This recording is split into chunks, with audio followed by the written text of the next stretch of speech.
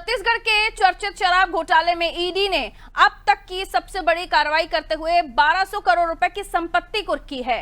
ED ने कारोबारी अनवर ढेबर की ढेबर सिटी और गोवा के प्रीमियम वेस्टाइन होटल को भी अटैच किया है। जांच एजेंसियों का दावा है कि गोवा का ये होटल शराब घोटाले से कमाया गया है। 110 करोड़ रुपए कैश से खरीदा गया है। इस मामले में पूर्व मुख्यमंत्री भूपेश बघेल के बेटे चैतन्य बघेल पर कैश ट्रांसपोर्ट कराने की गंभीर आरोप है। ईडी की जांच में खुलासा हुआ है कि साल 2019 से 2023 के बीच एक संगठित सिंडिकेट ने आबकारी व्यवस्था में हेरफेर कर 2800 करोड़ से ज्यादा की काली कमाई की। इस सिंडिकेट का संचालन अनवर ढेबर और रिटायर्ड आईएएस अधिकारी अनिल जुटेजा कर रहे थे। कार्रवाई के तहत कई बेनामी संपत्तियों के साथ 3 शेल कंपनियों के बैंक खाते और निवेश भी जब्त हुए हैं। मामले में 4 नए आरोपियों के नाम जुड़ने के बाद अब कुल आरोपियों की संख्या 85 हो गई और आगे भी कई बड़े खुलासे होने की उम्मीद है। तो इस पूरे मामले में देखिए जो संपत्ति है, बड़े पैमाने पर संपत्ति कुर्क की गई है। इसमें बताया जा रहा है कि एक संगठित सिंडिकेट ने आबकारी व्यवस्था में हेरफेर कर 2800 करोड़ से ज्यादा की काली कमाई की और सिंडिकेट का संचालन अनवर ढेबर और रिटायर्ड आईएएस कर रहे थे। आइए मेरे सहयोगी हमारे साथ जुड़ रहे हैं शिवानी, उनसे हम और भी ज्यादा जानकारी ले लेते हैं। 1200 करोड़ से ज्यादा की संपत्तियां जब्त हुई है। शिवानी, गोवा में एक होटल भी जब्त हुआ है, बताया जा रहा है इसी कमाई से इसको खरीदा गया था कैश में। ढेबर का नाम आ रहा है, उनकी कॉलोनी जो व्यापारिक थी या व्यवसायिक थी उस पर भी कार्रवाई करते हुए वहां पर भी सील किया गया है। क्या कुछ ये पूरा मामला है अब तक और कहां तक पहुंचा है? यानी 2 आरोपी और जुड़ गए हैं तो 85 नाम, इतने बड़े पैमाने पर आरोपियों की जो संख्या है वो बढ़ती चली जा रही है।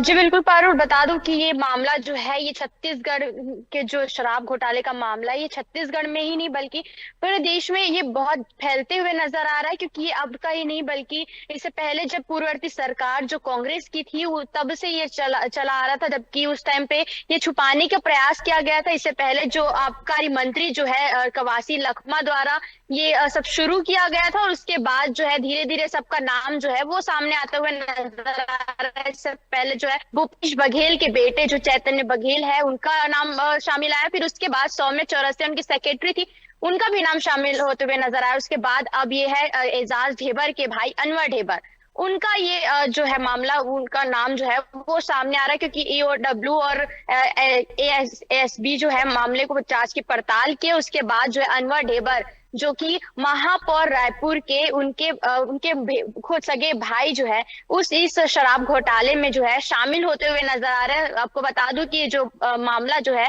ये शराब घोटाले का 1200 करोड़ का मामला जो है ये बहुत ही ज्यादा अपना रुख पकड़ते हुए नजर आ रहा है। क्योंकि अब ये देखना होगा कि आगे ये कौन सा रुख लेता है और ये लगातार ईओडब्ल्यू का जो जांच पड़ताल है वो लगातार जारी है। और उसके बाद ये भी बताया जा रहा है कि आगे और भी लोग जो है वो सामने आते हुए नजर आएंगे। और उसके बाद अब ये देखना होगा कि कौन से मंत्री कौन से या फिर पूर्व मंत्री जो है नेता है वो शामिल कौन कौन है इसमें, ये देखना बड़ा दिलचस्प रहेगा। सफेद पोस्ट जो है बेनकाब होंगे और इतने बड़े पैमाने पर जो ये कार्रवाई हो रही है, जैसे कि आपने भी कहा, तार अब सिर्फ छत्तीसगढ़ तक नहीं बाकी जगहों पर भी जुड़ते हुए दिखाई दे रहे हैं और बड़े सिंडिकेट का भी इसमें खुलासा हो रहा है। देखना होगा आगे क्या कार्रवाई होगी। बहुत शुक्रिया जानकारी के लिए।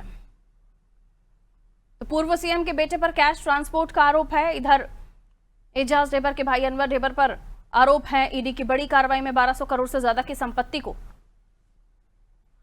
बताया जा रहा है कि सीज किया हुआ है। शेल कंपनियों के नाम पर जमीनें जो है वो खरीदी गई थी, उन्हें कुर्क किया गया है। 3 कंपनियों के बैंक खाते और म्यूचुअल फंड भी जब्त हुए।